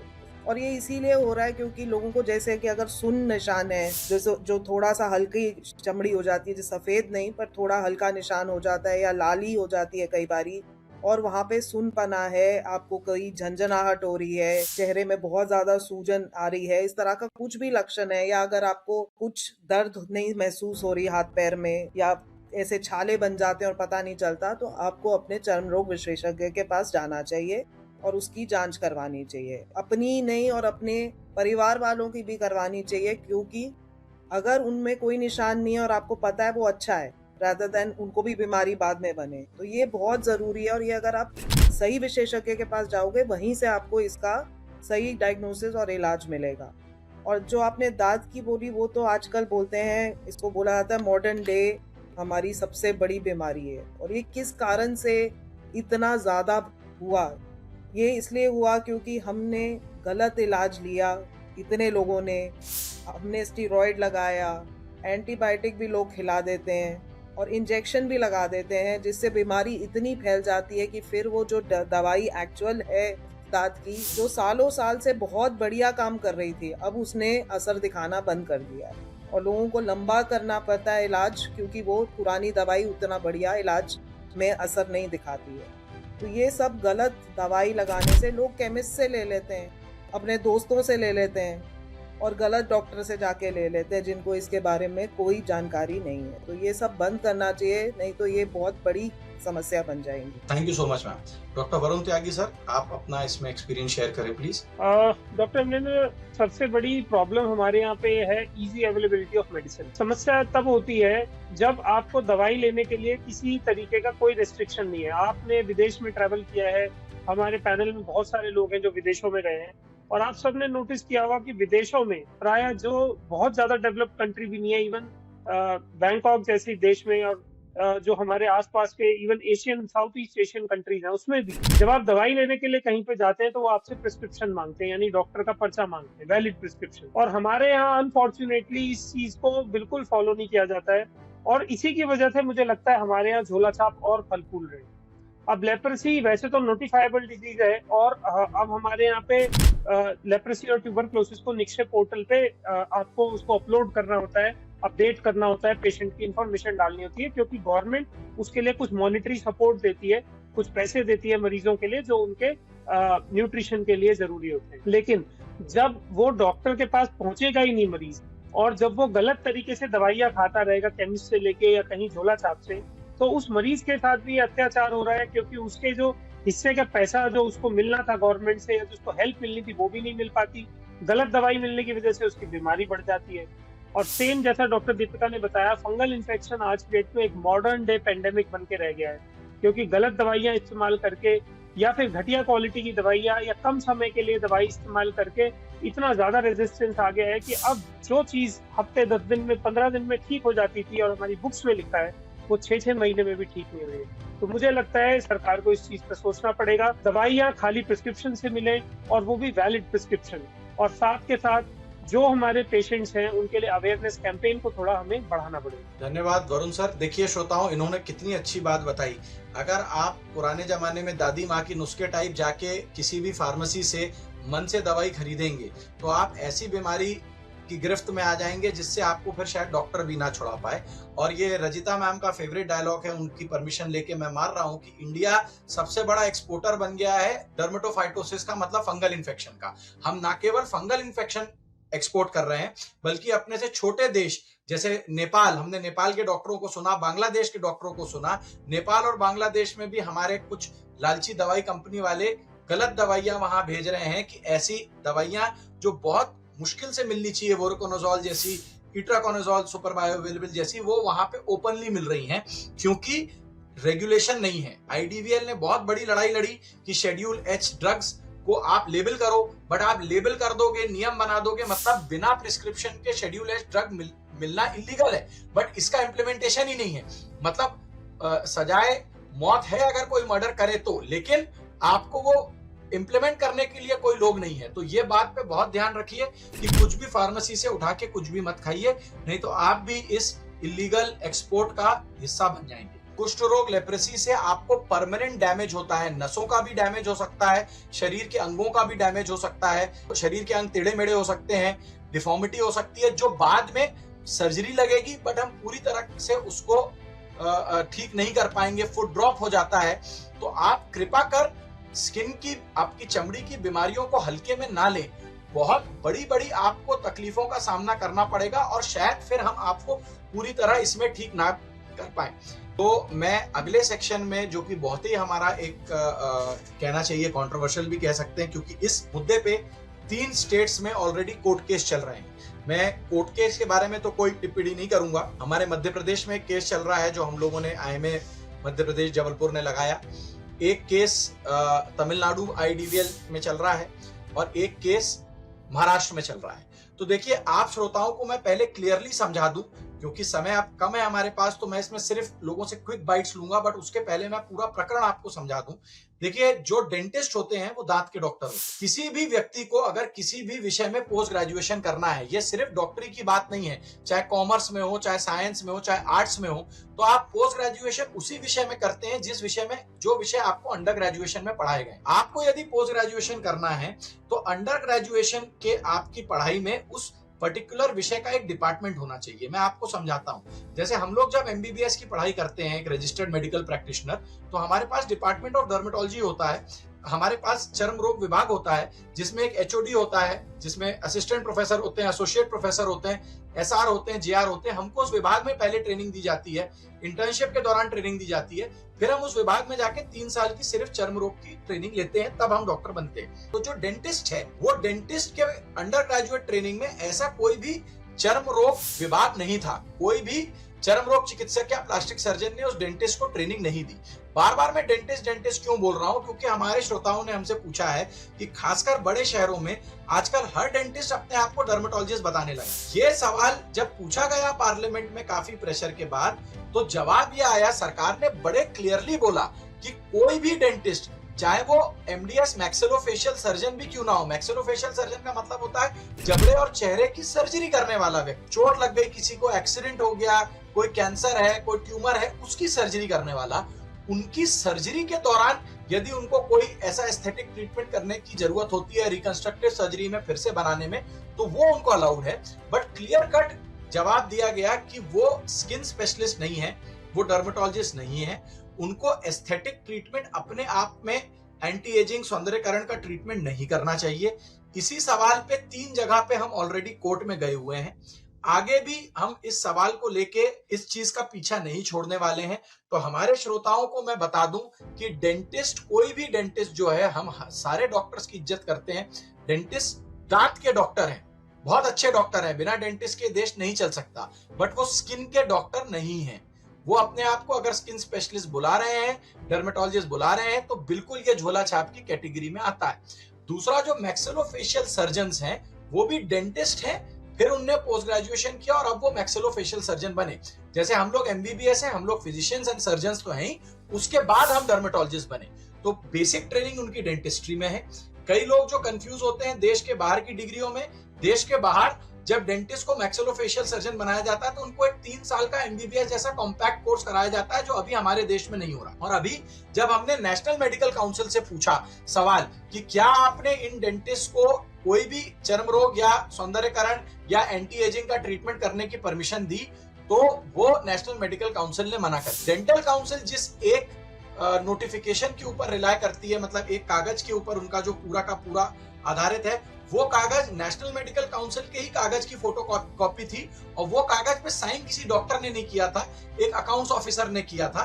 तो वो ऑलरेडी, इससे ज्यादा मैं उस बारे में नहीं बोल पाऊंगा क्योंकि वो ऑलरेडी कोर्ट में बात न्यायाधीश महोदय के सामने है, उसके ऊपर कोई ना कोई जजमेंट आएगा। और ये लड़ाई भी हम इसलिए लड़ रहे हैं कि भले ही वो डेंटिस्ट हो, डेंटिस्ट के लिए भी लेप्रेसी, ट्यूबरकुलोसिस पहचानना संभव नहीं है। और ये बोलना कि नहीं हम सिर्फ सौंदर्यकरण करते हैं, हम बाकी बीमारियों को नहीं छूते, आपको पता नहीं है कि वो जो सफेद दाग है वो लेप्रेसी है कि नहीं है, उसमें खुजली हो रही है कि नहीं हो रही है। जब तक आप बेसिक डिजीज को नहीं समझते, तब तक आप एस्थेटिक डर्मेटोलॉजी की तरफ नहीं जा सकते। तो आप लोग श्रोता ये समझें, हमारे एक बहुत फेमस रिटायर्ड जज थे जो हमारी एक आईएमए की कॉन्फ्रेंस में आए, इंडियन मेडिकल एसोसिएशन की, जिसमें उन्होंने बोला कि भाई गांव में तो क्या होगा, गांव में तो झोला छाप ही जाएगा। कई लोग ये मूर्खतापूर्ण बात करते हैं। पहली बात आपको ये बताऊं, दीपिका मैम ने इतना अच्छा बोला, आजकल हर गांव के पास एक मेडिकल कॉलेज खुल गया है। हमारे मध्य प्रदेश में ही 20 मेडिकल कॉलेज अभी सरकार ने छोटे छोटे जिलों में, गांव के पास खुले हैं। हर मेडिकल कॉलेज, प्राइवेट हो या गवर्नमेंट, उसमें ओपीडी, बाह्य रोग विभाग फ्री रहता है, ओपीडी का कोई पैसा नहीं लगता। तो ये भ्रांति आपको बहुत गलत फहमी है कि अब कोई डर्मेटोलॉजी लेना बहुत महंगा है, फ्री है। और कई डर्मेटोलॉजिस्ट, जैसे मैंने अपने क्लिनिक के बाहर लिख के रखा है कि जो भी व्यक्ति किसी भी कारण से मेरी फीस अफोर्ड नहीं कर सकता, मैं उसको फ्री देखूंगा, ये मेरा निर्णय है। मेरे जैसे कई लोग हैं जो ये काम करते हैं। आयुष्मान भारत में भी कई बीमारियों का ट्रीटमेंट हमारे यशस्वी प्रधानमंत्री मोदी जी के द्वारा मुफ्त आपको मुहैया कराया जा रहा है। थोड़ी मेहनत करो, आपके शहर से, गांव से, कस्बे से 10-20 किलोमीटर के अंदर अंदर आपको डर्मेटोलॉजिस्ट मिलेगा, फ्री में मिलेगा अगर आप मेडिकल कॉलेज जाओगे, निशुल्क मिलेगा। ये बात आप छोड़ दो कि अब आपको डर्मेटोलॉजिस्ट या अच्छा डॉक्टर नहीं मिल सकता, अब आपको डर्मेटोलॉजिस्ट ऑल ओवर इंडिया मिल सकते हैं। आप इस बात को बिल्कुल अपने मन से निकाल दीजिए, डर्मेटोलॉजिस्ट हर जगह मौजूद है। तो अब मैं अगेन अपने पैनलिस्ट से ये पूछना चाहूंगा कि आजकल ये हर डेंटिस्ट जो डर्मेटोलॉजिस्ट बनने की कोशिश कर रहा है, और कई मैक्सिलोफेशियल सर्जन्स ने भी अपने आप को एज अ डर्मेटोलॉजिस्ट पोर्ट्रे किया जिसकी कंप्लेंट्स हुई, उसके बाद उनके एसोसिएशन को मैं साधुवाद देना चाहूंगा कि उन्हें नोटिफिकेशन निकाला कि मैक्सिलोफेशियल सर्जन सिर्फ वही लिख सकता है, मैक्सिलोफेशियल सर्जन, वो स्किन हेयर एक्सपर्ट नहीं लिख सकता। बट उसका इम्प्लीमेंटेशन डेंटल काउंसिल नहीं करती। मतलब जो लोग ऐसा लिखते हैं या जो लोग गड़बड़ करते हैं, ना उनको नोटिस मिलता है, ना उनका रजिस्ट्रेशन कैंसिल होता है। तो इस बारे में किसका क्या क्या कहना है मैं एक एक करके पूछूंगा। इस बार मैं चालू करता हूँ डॉक्टर वरुण त्यागी सर से, बताइए सर। आपने बहुत अच्छा ये मुद्दा उठाया है डॉक्टर अमरेंद्र। और मैं जो देखता हूँ हमारे आसपास, अब से पिछले 10 से 15 साल पहले जो डेंटिस्ट थे वो बहुत अच्छी डेंटल प्रैक्टिस कर रहे थे और दे आर अमेजिंग डॉक्टर्स। क्योंकि डेंटिस्ट के बिना सोसाइटी में हमारे सर्वाइवल नहीं है, क्योंकि दांतों की बीमारियां भी बहुत ज्यादा बढ़ रही हैं। बट जब से ये कॉस्मेटोलॉजी का स्कैम शुरू हुआ है तो ऐसा देखने में आया कि बहुत सारे डेंटिस्ट ने अपने क्लिनिक के आगे स्किन एंड हेयर लिखना शुरू कर दिया। तो हालांकि वो कई बार डर्मेटोलॉजिस्ट वर्ड स्पेसिफिकली यूज नहीं करते, लेकिन सामान्य भाषा में जब वो स्किन एंड हेयर लिख देते हैं तो जो हमारे आम नागरिक हैं वो स्किन एंड हेयर स्पेशलिस्ट और डर्मेटोलॉजिस्ट में डिफरेंशिएट नहीं कर पाते, फर्क नहीं कर पाते। उनको लगता है कि जो स्किन एंड हेयर देख रहा है वो चमड़ी का डॉक्टर ही है, चर्म रोग विशेषज्ञ है। और ये जो सब कुछ हो रहा है ये बेसिकली इस कॉस्मेटोलॉजी स्कैम की वजह से हो रहा है, क्योंकि उसके अंदर लोगों को लगता है कि चीजें करना बहुत आसान है। आप लेजर कर दीजिए, पीआरपी कर दीजिए, पैसा अच्छा कमा लीजिए, आपको मरीज के लेके कोई चिंता नहीं है कि कोई लीथल उसमें या फिर उसके अंदर मोर्टेलिटी के कोई चांसेस नहीं है। तो जो बात आपने कही वो बहुत जरूरी है कि जब आपको ये पता ही नहीं है कि मूल बीमारी क्या है, तब तक आप उसका इलाज कैसे करेंगे। कॉस्मेटोलॉजी स्कैम को लेके मैं बता रहा था कि जो डेंटिस्ट हैं, जो हमारे अच्छे मित्र हैं डेंटिस्ट डॉक्टर, ये बहुत ज्यादा कॉस्मेटोलॉजी की तरफ अट्रैक्ट होके और ये स्कैम में फंस रहे हैं। और ऐसा नहीं है कि ये केवल मरीजों के साथ बुरा हो रहा है। बहुत सारे डेंटिस्ट को मैं जानता हूँ जिन्होंने कई लेजर कंपनीज के कहने पे कुछ घटिया चाइनीज कंपनी की लेजर्स अपने यहाँ लगा ली, लगभग 10-10, 15-15, 20-20 लाख रुपए इन्वेस्ट कर दिए। उनका क्लिनिक भी डूब गया क्योंकि एक दो मरीज गलत होने से और जब उनकी कंप्लेंट होनी शुरू हुई तो वो मशीनें बेकार हो गई, उनका इन्वेस्टमेंट भी डूब गया, कई लोग लीगल लिटिगेशन में भी फंस गए हैं। तो मैं सभी लोगों को यही कहना चाहूंगा कि आप अपनी ब्रांच की प्रैक्टिस करें, आप अपने मरीजों को बहुत अच्छे से ट्रीट करें, ये कॉस्मेटोलॉजी के स्कैम में ना फंसे। जो लेजर कंपनी वाले या जो ये दवाई कंपनी वाले, इनके कहने में आकर के आप इस तरीके की प्रैक्टिस ना शुरू करें जिसमें आपको बाद में बहुत ज्यादा लीगल कॉम्प्लिकेशंस में या केस कचहरी में फंसना पड़े, और उससे आप पे रेपुटेशन भी खराब होगी और आपका फ्यूचर भी खराब हो सकता है। वरुण त्यागी सर ने हमको बहुत शानदार तरीके से समझाया कि कोई भी हमारा जो डर्मेटोलॉजिस्ट है वो आज तक आपको डर्मेटोलॉजिस्ट नहीं दिखेगा कि वो डेंटिस्ट बन के प्रैक्टिस कर रहा है। बहुत सारे डेंटिस्ट हैं जो डर्मेटोलॉजिस्ट बन के प्रैक्टिस कर रहे हैं क्योंकि वो भ्रमित हैं। हम लोग अपनी प्रैक्टिस में लाखों करोड़ों रुपए लगाते हैं, US FDA, Korean FDA approved lasers लेके आते हैं। कई लेजर्स हमारे क्लिनिक्स में 1-1, 1.5 करोड़ की एक लेजर होती है। हम ये सस्ती चाइनीज लेजर्स पे काम नहीं करते। बट कई लोग जाके डेंटिस्ट को भी मूर्ख बना के बोलते हैं कि स्किन प्रैक्टिस में कुछ नहीं है, ये 4 इक्विपमेंट लगा लो, 5 इक्विपमेंट लगा लो। बाद में जब कंज्यूमर फोरम का केस होता है, बाद में जब क्रिमिनल केस होता है तो आदमी पैसे से भी जाता है, उसके ऊपर क्रिमिनल कार्यवाही भी होती है। तो आपको श्रोताओं को किसी भी डेंटिस्ट अलग है, हम उनको सलाम करते हैं, बहुत अच्छे डॉक्टर्स हैं वो, उनकी बहुत जरूरत है सोसाइटी को। बट अगर कोई डेंटिस्ट आपको स्किन का ट्रीटमेंट किसी भी प्रकार का दे रहा है, हाइड्रा फेशियल दे रहा है, कुछ भी दे रहा है, वो इलीगल है, गैर कानूनी है, गलत है, उसके चक्कर में ना फंसे। इसी सवाल को मैं, काफी कुछ इस पे डिस्कशन हो गया है तो अब सबके क्विक बाइट्स लूंगा मैं। दीपिका पांती में इसमें मैं एक दो एग्जाम्पल छोटे से दूंगी। एक तो सबसे ज्यादा फेस पे ही आता है पिंपल्स, जिसे बोलते हैं एक्ने। अब उसमें क्या जाता है कि अगर उसकी दवाई देखी जाए आइसोट्रेटिनोइन, उनको ना उसका डोज पता है सही से, ना उसको कैसे शुरू करने से पहले क्या जांचें करनी है, कितनी देर देनी है, कितना। उससे क्या होता है, लोगों को लगता है लो ये दवाई काम नहीं करती। मैंने बहुत बार ही सुना है, पर उनको ये नहीं पता कि वो ऐसे वहां पे जा रहे हैं जिनको उस बीमारी के बारे में कुछ नहीं पता, ना उस दवाई के बारे में पता है। ये तो हुआ जो एक पिंपल्स है जो लोगों को आम लगता है, पर उससे चेहरा जब खराब होता है तो वो भी उसके बाद और खर्चा करके उसको सही कराना पड़ता है, और वो पूरा सही कई बार हो भी नहीं पाता। दूसरा, मैं एक नाम नहीं लूँगी, पर एक केस मैं बताना चाहती हूँ जहाँ हेयर ट्रांसप्लांट किया गया, जिसमें मुझे एक्सपर्ट बुलाया गया था। उसके बाद जो हम बोलते हैं उसको हम बोलते हैं बहुत जो ज़्यादा मात्रा में एलर्जी हो जाती है, उसको एनाफाइलैक्सिस बोलते हैं। वो उसको पहचान नहीं पाए क्योंकि उन्होंने वो उस हिसाब से पढ़ा नहीं है और उसके वजह से उस मरीज की मौत हो गई। तो इसीलिए हर चीज, और वो करा भी ब्यूटी पार्लर में गया था और वो जो बंदा था वो एमबीबीएस नहीं था। तो हर चीज में मतलब ये बहुत जरूरी है कि आप जो चीज में जो ट्रेन हुआ है उसके पास आप उसी के इलाज के लिए जाओ। जस्ट बिकॉज चमड़ी है उसको लाइटली नहीं लो। कि वो डॉक्टर जिसने प्रॉपर ट्रेनिंग ली है, प्रेफरेबली मतलब जहां तक हो सके डर्मेटोलॉजिस्ट या प्लास्टिक सर्जन, एक ऐसी जगह पे जहां पे ओटी की भी फैसिलिटी है, जहां पे पूरी इमरजेंसी की भी फैसिलिटी है, जहां पे एनेस्थेटिस्ट की भी फैसिलिटी है कि अगर कोई इमरजेंसी आ जाए तो एनेस्थेटिस्ट वहां या तो रहे या तुरंत मुहैया कराया जा सके। जहां यदि किसी को कोई हृदय संबंधी इमरजेंसी आए या जैसा मैडम ने बताया एनाफाइलैक्सिस हो तो उसका इलाज भी किया जा सके, ऐसे अस्पताल के अंदर हेयर ट्रांसप्लांट होना चाहिए। आप लोगों ने तमाशा मचा दिया है ट्रांसप्लांट का। बॉम्बे में एक जगह थी कि जहां 4 हेयर ट्रांसप्लांट टेक्नीशियन लोगों के ड्राइंग रूम में जाके वहां से सोफा हटा के वहां एक बिस्तर लगा के हेयर ट्रांसप्लांट कर रहे थे और वो मरीज मर गया। ऐसे तमाशे जो चल रहे हैं जहां पे लोगों ने, सबसे ज्यादा ये देखा गया, कई डर्मेटोलॉजिस्ट ने भी ये काम किया है, जो भी ये काम कर रहा है हम उसके खिलाफ हैं, बट बहुत बड़ी मात्रा में एमडीएस मैक्सिलोफेशियल सर्जन क्या करते हैं, अपना नाम या अपनी डिग्री किसी क्लिनिक को दे देते हैं कि हम यहाँ जाते हैं, और अगर वो वहां पे खुद मौजूद नहीं है तो ये भी क्राइम है। आप अपना नाम या डिग्री ऐसी जगह पे नहीं दे सकते जहां आप नहीं जाते। वहां यदि कोई एक्सीडेंट, कोई गलत घटना होगी तो उसके जिम्मेवार आप होंगे, आपके ऊपर क्रिमिनल कार्रवाई करी जाएगी। तो कृपा कर ऐसी क्लिनिक से बचें जहां बाहर एक डॉक्टर का नाम लिखा हुआ है, अंडर टेक्नीशियन काम कर रहे हैं, वो हॉस्पिटल नहीं है, वो रजिस्टर्ड नहीं है, वो मौत का कुआं है। वहां आपका मरना या आपका बहुत बुरी तरह संक्रमित होना के चांसेस बहुत ज्यादा हैं। इसी के साथ हम अपने आखिरी पड़ाव पर पहुंच गए हैं। इस पड़ाव को मैं ऐसा इंट्रोड्यूस करना चाहूंगा, हमारे बीच में ये डायलॉग, ये वर्ड्स शत्रुपा मैडम के हैं। पहले मैं उसका इंग्लिश वर्जन बोलता हूँ, फिर उसका हिंदी अनुवाद करूंगा। जो हमारे इन्फ्लुएंसर्स हैं, जो हमारे फेसबुक पे, इंस्टाग्राम में नाच नाच के, कुछ डॉक्टर भी करते हैं ये तमाशा, ज्यादातर नॉन डॉक्टर्स ये काम करते हैं, अपने आप को स्किन एक्सपर्ट बुलाते हैं। तो जहां ये नाच नाच के आपको बताते हैं कि आपका स्किन केयर रूटीन ऐसा होना चाहिए, वहां वैसा होना चाहिए, तो एक चीज होती है क्रेडिबिलिटी। क्रेडिबिलिटी का मतलब है लोग आप पे विश्वास करते हैं, और एक चीज होती है विजिबिलिटी, मतलब आप वायरल कैसे हो। तो देखिए, वायरल होने का सबसे अच्छा तरीका तो आप जानते हैं, यदि कोई भी रील में ऐसे शब्द बोलता है जो गाली गलौच है या कोई मारपीट का वीडियो होता है, वो तुरंत वायरल होता है। महिलाओं के सेंस में अगर वो एक तरह से ड्रेस पहनती हैं, एक तरह से दिखती हैं या एक तरीके की बात करती हैं, तो वो तुरंत वायरल हो जाती हैं। ये होती है विजिबिलिटी।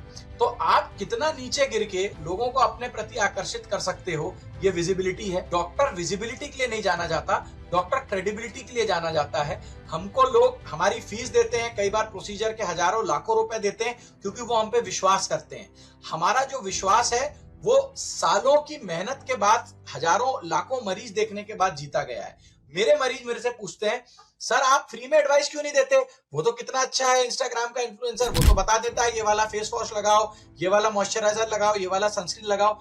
वो हम इसलिए नहीं करते क्योंकि हर मरीज के स्किन की कंडीशन अलग है।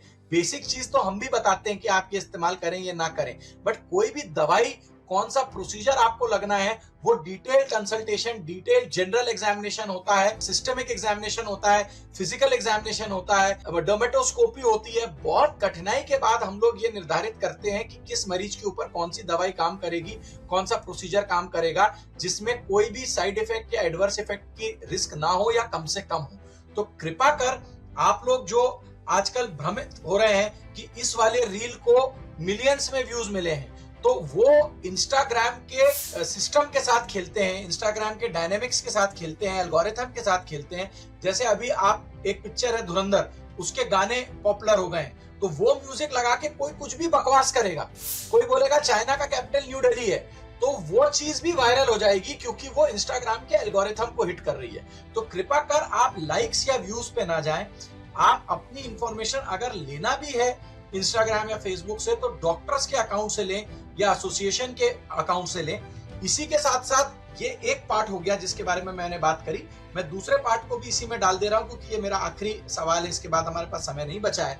दूसरा मेरे मरीज पूछते हैं कि भैया अब देखिए आप अमेजोन पे उनने कंसल्टेशन 100 रुपए की कर दी, अमेजोन पे कंसल्टेशन उनने फ्री कर दी, कई लोग हमको मुफ्त में देख रहे हैं, कई लोग हमको हमसे कम पैसे ले रहे हैं, कई अगर हम दवाई खरीदने जा रहे हैं एक प्लेटफॉर्म पे तो वो बोल रहे हैं ये आपने दवाई खरीद ली, इसके साथ आपकी कंसल्टेशन। तो भाई साहब बहन लोगों, आप ये याद रखिए कि जब आपको कोई चीज फ्री दी जा रही है तो कीमत आप हैं, मतलब जो वसूला जाएगा वो आपकी जेब से नहीं, वो आपकी सेहत से वसूला जाएगा। तो ये जो अमेजोन पे आपको 100 रुपए 50 रुपए में व्यक्ति देख रहा है, वो दूसरी साइड डर्मेटोलॉजिस्ट बैठा है कि प्लेन एमबीबीएस बैठा है कि कोई डिग्री बिना वाला बैठा है, आपको कुछ नहीं मालूम। ऑनलाइन देख के वो जितना समझ पाया उतना उसने बताया। सारी बीमारियों का इलाज ऑनलाइन अलाउड भी नहीं है, बट हमारे देश में क्योंकि सरकार कुछ भी करने में असमर्थ है तो इस पर एक्शन नहीं लिया जा रहा है। बहुत सारी दवाई ऑनलाइन नहीं दी जानी चाहिए, नहीं दी जा सकती, वो इलीगल है। तो ऑनलाइन कंसल्टेशन से वो दवाई आपको कभी भी नहीं लेना चाहिए। कई दवाई बिना खून की जांच के, बिना बीपी देखे, बिना पल्स देखे हम डॉक्टर नहीं देते, वो ऑनलाइन कैसे दे दी जा रही है भैया आपको। तो पहली कंसल्टेशन तो ऑनलाइन लेना वैसे ही गलत है, इस देश में कॉन्ट्रा इंडिकेटेड है। फिर भी अगर आप लोग इस तरीके के रैकेट में फंसते हैं तो आपको फिर बहुत बड़ी मुश्किलों का सामना करना पड़ सकता है। आखिरी बात ये कि ये जो अलग अलग वेबसाइट्स हैं, प्रैक्टो, जस्ट डायल, लिबरेट, इनको भी हमने नोटिस दिया हुआ है, क्योंकि हमने जब देखा कि अगर मेरे शहर जबलपुर में आप टाइप करते टॉप 5 डर्मेटोलॉजिस्ट ऑफ जबलपुर, तो पहले 5 लोग जो आते उनमें से सारे के सारे नॉन डर्मेटोलॉजिस्ट थे, एक के पास भी सही डिग्री नहीं थी। तो जस्ट डायल, प्रैक्टो, लिबरेट को जो भी व्यक्ति पैसा देता है वो बिना वेरिफिकेशन के उसके नाम से कुछ भी छाप देते हैं। इस पे भी कोर्ट केस चल रहा है। इवन गूगल में कोई क्लिनिक जो रजिस्टर होती है तो वो डॉक्टर की डिग्री नहीं चेक कर रहे हैं, गूगल के जो रिव्यूज रहते हैं इस पर भी हम लोग कार्रवाई करने वाले हैं। गूगल में कोई घर बैठे मुझे रिव्यू कर सकता है, मैं अच्छा काम कर रहा हूं, कोई मेरा दुश्मन है वो मेरे को 1 स्टार रिव्यू दे सकता है। ये चीज भारतवर्ष में ऐसी है, इंडिया में ऐसी है।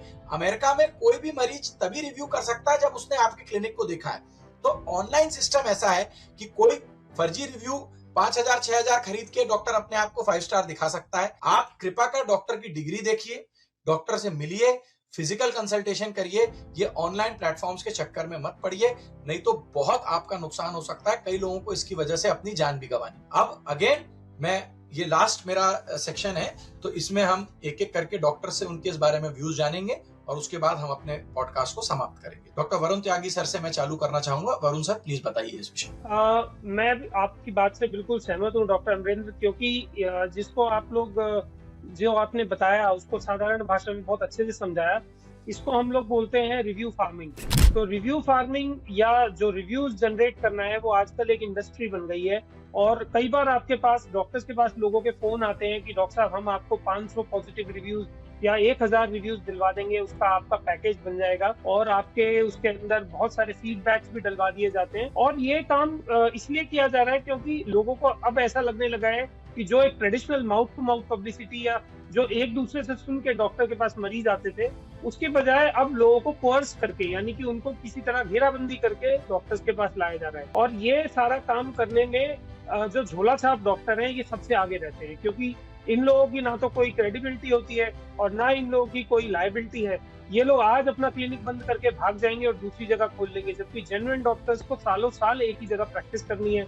वो एथिक्स के साथ बंधे हुए होते हैं और वो अपना काम पूरी ईमानदारी के साथ करते हैं। तो मैं सभी मरीजों को भी यही कहना चाहूंगा, अगर आप किसी डॉक्टर का एडवर्टाइजमेंट बहुत ज्यादा देख रहे हैं या आपके पास बार बार वहां से फोन आ रहा है या आपको क्लिनिक से बार बार फॉलोअप्स के लिए बहुत ज्यादा फोर्स किया जा रहा है कि आप आइए, ये इलाज हम कर देंगे, तो आप एक बार अपने डॉक्टर साहब की डिग्री और उसकी वैलिडिटी जरूर चेक कर लें।